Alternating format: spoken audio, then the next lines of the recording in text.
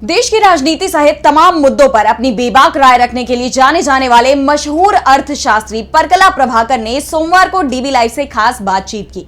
इस दौरान dB live की कंसल्टिंग एडिटर बुशरा खानम ने प्रभाकर से कई मुद्दों पर बात की।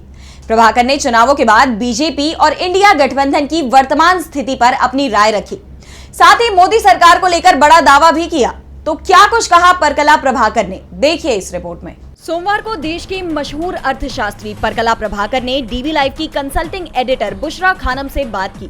बातचीत में लोकसभा चुनावों के परिणामों से जुड़े सवाल पर परकला प्रभाकर ने कहा कि चुनावों के बाद इंडिया गठबंधन बेशक पहले की तुलना में मजबूत हुआ है, तो वहीं बीजेपी बहुत कमजोर हो गई है। ये नरेंद्र मोदी 2014 या 2019 वाले नरेंद्र मोदी नहीं है, और इसका सबसे बड़ा कारण है बीजेपी के पास बहुमत के आंकड़े का ना होना। अब इस सरकार को मोदी सरकार नहीं बल्कि एनडीए सरकार कहना चाहिए। नरेंद्र मोदी की जो कार्यशैली है उसे देखकर नहीं लगता कि मौजूदा सरकार ज्यादा दिन चल पाएगी, क्योंकि नरेंद्र मोदी को गठबंधन की सरकार चलाने का अनुभव नहीं है, और दूसरा वो बिना किसी से परामर्श के सरकार चलाने का काम करते हैं। गठबंधन सरकार में ये नहीं चलता, इसलिए मोदी सरकार ज्यादा दिन नहीं चलेगी।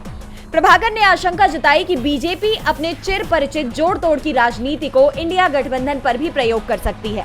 बीजेपी इंडिया गठबंधन को तोड़ने के लिए ईडी, सीबीआई जैसी एजेंसियों का भी इस्तेमाल कर सकती है।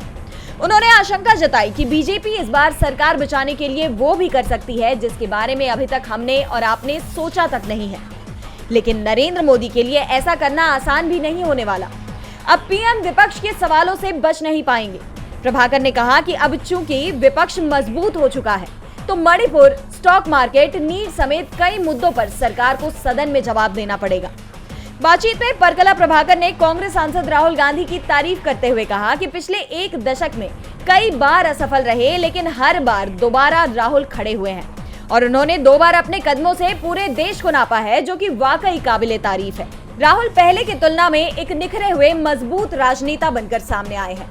डीबी लाइव की रिपोर्ट।